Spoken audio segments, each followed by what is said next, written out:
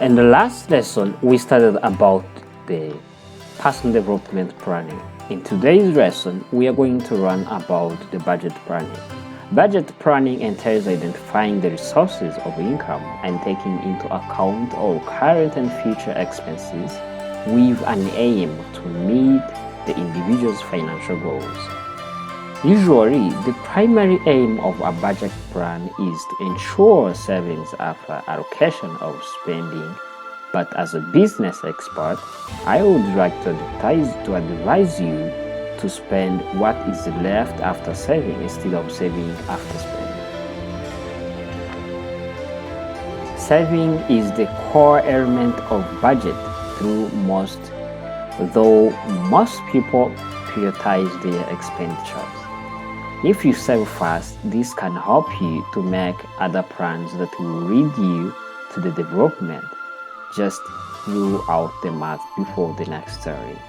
It also helps you to resolve some incoming debts that are to be marked as accidents in your yearly schedule and agenda. Budget is an important concept of microeconomics and can be understood as an organization plan stated in the monetary terms. Business startup budget, corporate budget, event management, government budget, and personal or family budgets are some variations of this budget. In personal or family budget, the sources of all income or inflows are identified and expenses or outflows are planned for. The final plan seeks to match the outflows and the inflows. The equation that restricts an individual or a household from spending more than available resources is known as budget constraints. In other words,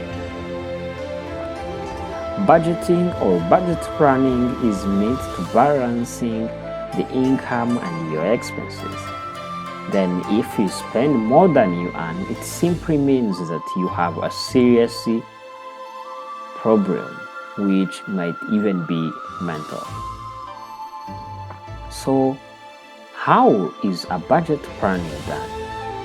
By following good budget planning strategies, one can ensure the successful management of his or her expenditures and recording of savings so that investments may be made for securing one's future. Increased life expectancy has raised the amount of money one requires after retirement. And this means that there is a need for increased retirement savings. While most people are living paycheck to paycheck or depending on credit card debt, which has high interest rate, to raise their standard of living. Thus, there is a growing need for effective personal budget planning. The budget planning can be done in the following steps. Step 1. Calculate your income. This should include income from all sources, including your paycheck and interest from any investment. Step 2. Determine your bill for essentials. List out your essential expenses, which may include rent, grocery, clothing, telephone and electricity bills, health insurance, gas and car maintenance. Then calculate the amount spent on each. Step 3. Determine your debt elimination. Note down your total debts, including interest payments.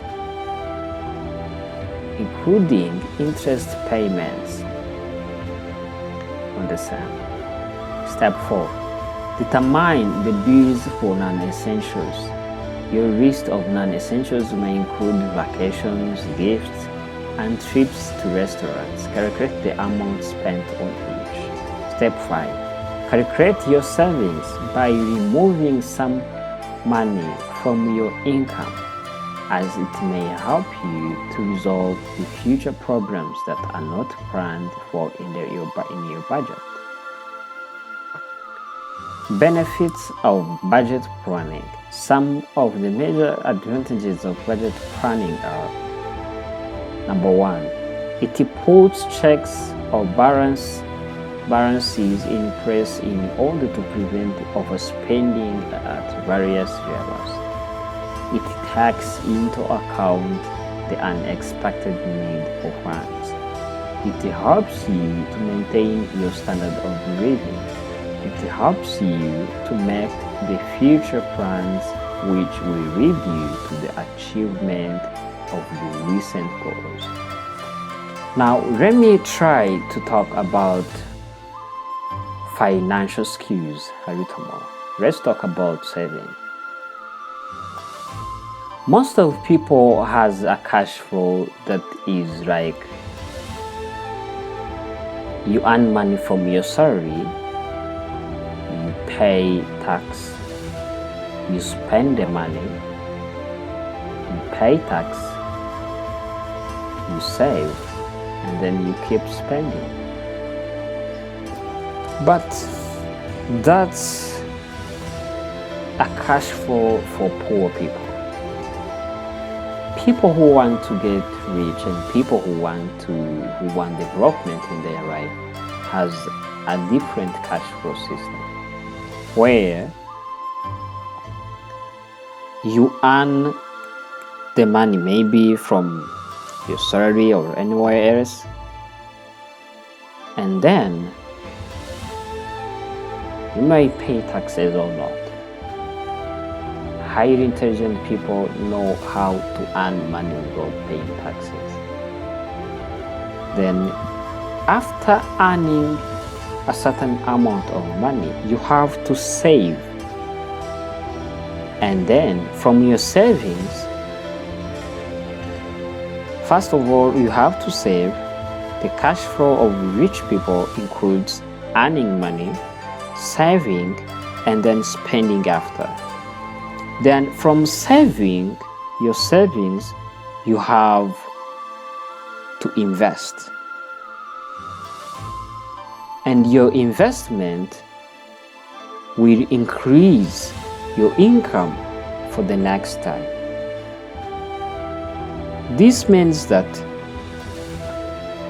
if you earn money in the first month, you save, you spend, and then from savings you invest. Then the investment brings you some income in the next month. It means that the next month the income will double or triple, and then the savings will also double or triple, and then the investment will also double or triple. This can really be understood as financial development. Thank you for listening to this lesson. See you next time.